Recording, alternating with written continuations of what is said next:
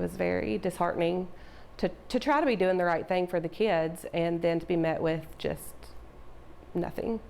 A Springfield foster mother feels that the department workers failed in their duties, resulting in a misunderstanding and dishonesty towards her foster children. Fox 17 News has done dozens of stories highlighting the challenges facing the Department of Children's Services, those responsible with protecting our most vulnerable children. Fox 17 News' Amanda Chin sitting down with this Springfield mother who's frustrated with how the state handled her foster case.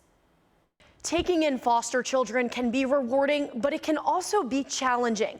This foster mother hoped to receive support, care, and honesty from DCS employees, but she says that did not happen. Cayce McDonald used to work at a hospital. She'd see babies entering foster care with no place to go. That inspired her to become a foster mom. The kids have never been an issue. It's more working with the system, I think, that's hard. In February of 2022, McDonald received a 3-week-old baby and an 11-month-old. But from the start, McDonald says the caseworker wouldn't come for months at a time, and the children's attorney was not present. So if I had a reason of concern, which I did multiple times, if I reached out to him, he never responded, never showed up to court when we went. One time, I think, in the 16 months that I had him, did he show up to court.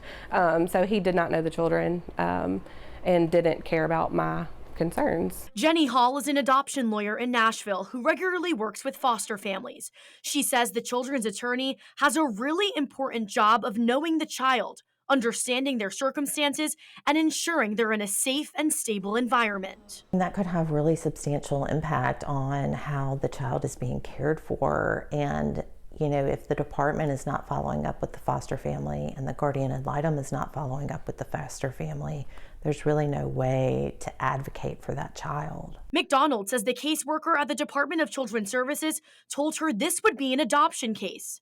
That means these children would most likely be adopted instead of reunifying with the biological parents. It does change your mindset of, you know, this is going to be forever, and then when it's not, it's hard. Through text, the DCS caseworker claimed to McDonald the department filed for termination of parental rights, also known as TPR. We were told up front that TPR, the termination of parental rights, were already being filed that first month. And then by the end of the year, in December, we found out that was not true. Plus, the biological mom already had her rights terminated for another one of her children during that same time. Tennessee Code 371188 states, any child that is born to a parent from whose custody a child has previously been removed for being dependent or neglected, and the child who was previously removed is in the custody of the Department of Children's Services, may be dependent or neglected, and that is in the best interest of both children that the child's birth be brought to the court's attention.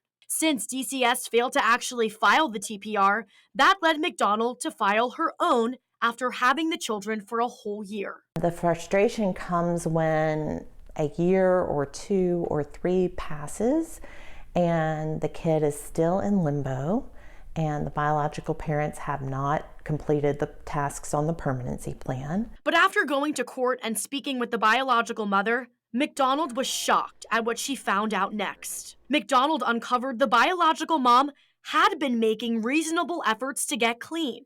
She says she had even completed rehab. It seemed like DCS was trying to work against me and the biological mom having a relationship and really figuring this out. That's when McDonald immediately dropped her TPR. McDonald says the children are home and the parents are still clean and have turned their lives around. But she believes DCS handled this entire case very badly. She wishes leaders at DCS took foster parent concerns more seriously. Nothing was done correctly, and we tried to go up the ladder to the ombudsman and to multiple state people in DCS and outside of DCS, and got no responses. Do you think that sometimes the system is not looking out for the best interests of the children? Absolutely. DCS, like always, says the department cannot comment on any specific cases. McDonald says she's now built a very good relationship with the biological parents and still gets to see the children quite often. She hopes the chaos of her situation with the Department of Children's Services leads to change. Reporting in the studio, I'm Amanda Chin, Fox 17 News, your Code Red station.